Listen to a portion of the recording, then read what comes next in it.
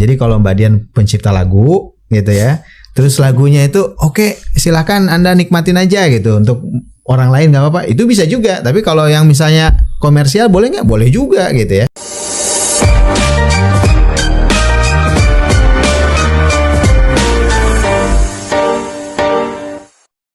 Terlalu diperkuat nih kayaknya nih Pak Khairul nih. Nah kalau kita bicara soal tren nih ya, ini sebenarnya lagi booming di UI dan punya potensi besar apa nih Pak Khairul? Ya, UI itu terkenal dengan dulu School of Medicine ya. Jadi dulu bahkan Stovia kita didirikan tahun 1849 loh Mbak Dian. Iya. Jadi sudah lama banget UI itu sebenarnya, dan dulu sekolah kedokteran ya.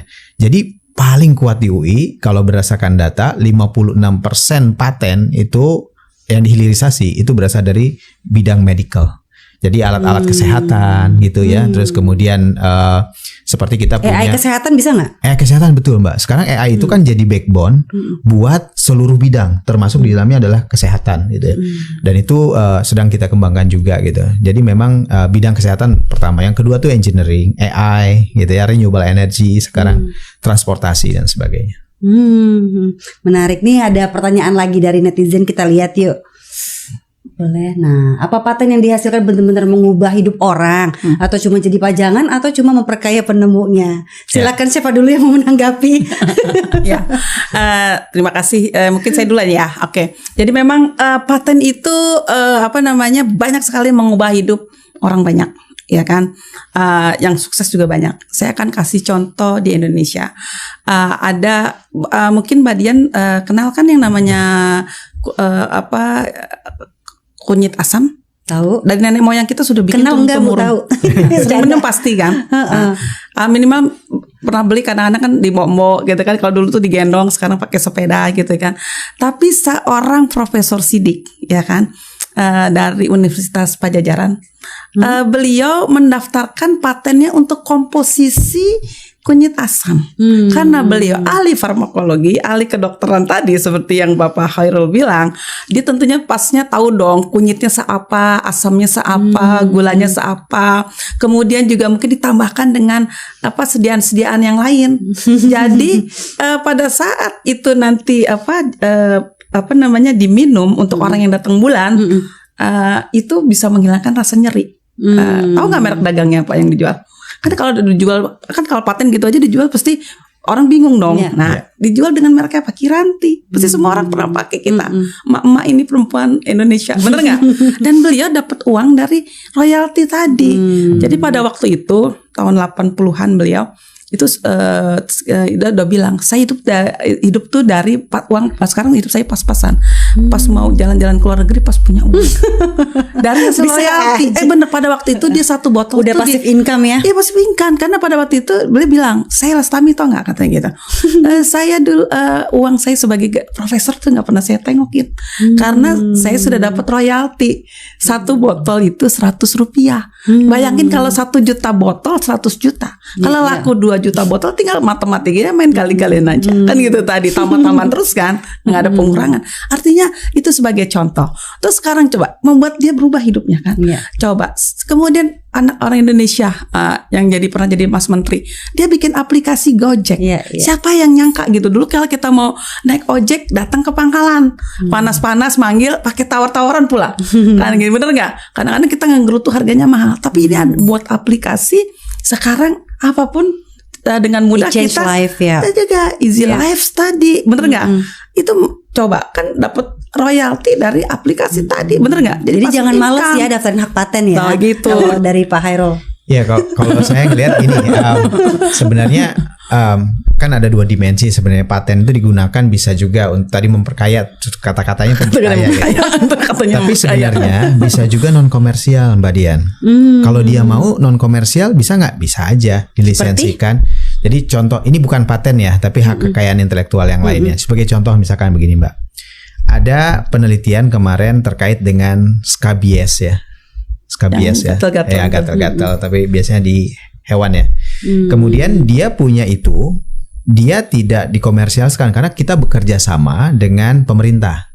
Kemudian pemerintah melakukan edukasi gitu ya, which is it is zero untuk masalah uangnya ya, nggak ada uangnya lah, itu bukan untuk komersial.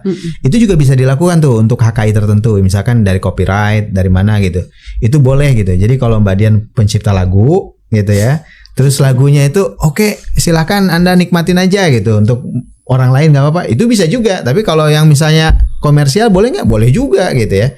Jadi ada dua dimensi sebenarnya. Jadi kita nggak ngelihat mau merubah hidup orang itu kan nggak harus memperkaya diri sendiri gitu ya, misalkan ya. Bisa aja dia dapat uang banyak, terus kemudian uangnya bukan untuk dia sendiri kan, dia untuk donasikan, untuk apa segala macam. Penelitian lagi. Iya. Tapi memang mengubah hidup orang nggak? Iya, karena kita tadi harus dong. Lifestyle dan sebagainya. Tapi ada quote nih yang menarik teman-teman di sini ya. Jadi gini quotesnya. Jadi sebenarnya ada quotes ya, sesungguhnya manusia itu akan binasa kecuali orang yang berilmu. Sesungguhnya orang yang berilmu itu juga akan binasa kecuali orang yang berilmu dan menerapkan ilmunya. Jadi sebenarnya paten itu ketika dia diterapkan oleh industri kemudian menjadi hal yang berguna bagi masyarakat banyak, itu yang membuat dia amal jariah lah kita sebutnya ya. Legacy, legacy itu yang menjadi motivasi ya, selain tadi ada ekonomi gitu betul, ya, ekonomi, tapi juga sosial juga bisa. Betul. Mantap lah ya. Karena paten memang bisa tadi kalau udah bosen bisa dihibahkan. Betul. Jadi misalnya gini ke lembaga misalnya pesantren atau apa. Oke, ini saya males sih paten, ambil tuh paten kau, uangnya yang mengalir pas bimbingannya buat kau. Gitu. Bisa seperti itu Mbak Dian. Mantap ya. Baik, ini ada pertanyaan kedua. Kalau ada mahasiswa bikin robot AI nih yang bisa gantiin kerja dosen, apa yang bisa dipatenkan? Apa bisa dipatenkan dan siapa pemiliknya? Waduh. Mahasiswa atau university nih? Oke. Jadi ini karena dosen kita jawab dulu ya. Jadi bagaimana ini keren banget nih kalau bisa boleh juga digantikan dosen. Jadi bisa yang sesuatu yang dipatenkan tentu saja yang punya sistem gitu ya, punya metode yang baru gitu ya, itu bisa dilakukan dipatenkan, tentu saja sangat mungkin dan bisa sekali. Nah, pemiliknya biasanya ini kebijaksanaan atau kebijakan dari masing-masing universitas beda-beda Mbak Dian. Kalau di UI selagi dia mahasiswa dan melakukan riset di bawah Universitas Indonesia, kami punya peraturan rektor bahwa menyatakan bahwa semua itu harus menjadi pemegangnya adalah universitas. Wajib itu. Tetapi siapa yang menjadi inventornya? Mereka yang meneliti. Jadi kan ada holder, pemegang, ada yang namanya inventor ya. Betul. Pemilik itu Universitas Indonesia itu hanya 30%. 70% itu semua royaltinya dikembalikan kepada inventor, Mbak. Jadi tadi kalau Mbak pencipta lagu, ya itu 70% kepada pencipta lagunya gitu. 30% untuk Universitas Indonesia. Jadi ini tadi udah jelas ya, mahasiswa sebagai inventornya, universitas sebagai pemilik holder ya, pemegang ya haknya. Baik. Gitu. Noted, Ya. paham Pak.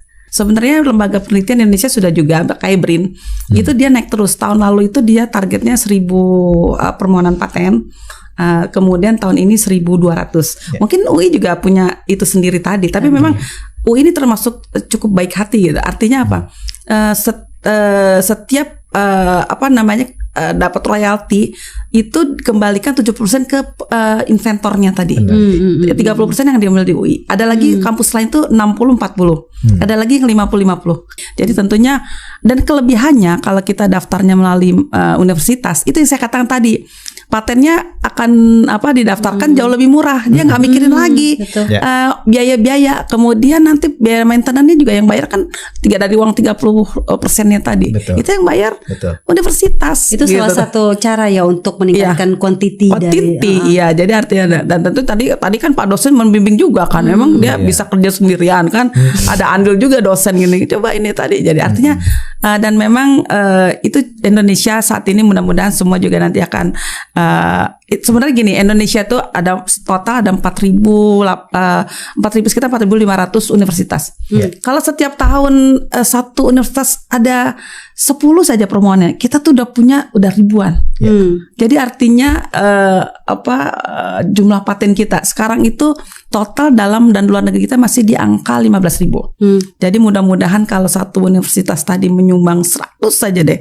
Kan universitas kan banyak, fakultas kedokteran, fakultas teknik, fakultas elektro macam-macam nih kan. Elektro mungkin sekarang di AI ini lagi booming gitu kan. Itu angkanya udah kali-kali ini tuh udah banyak sekali gitu. Jadi dan satu negara itu di ranking itu Global Innovation Index tuh salah satunya cuma permohonan patennya tadi.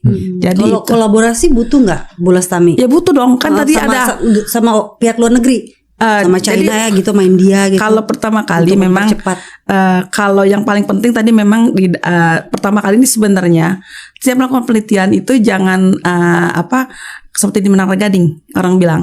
Jadi kebutuhan yang di sekitar masyarakat kita tuh ada apa? Kalau tadi change the world gitu ya, mengubah dunia gitu, itu adalah sesuatu yang sangat mungkin terjadi. Dan kami di Universitas Indonesia terus mencoba mendorong para dosen kita untuk melakukan hal tersebut. Ada kita memberikan insentif, ada pencarian hibah, memberikan link dengan industri dan lain sebagainya.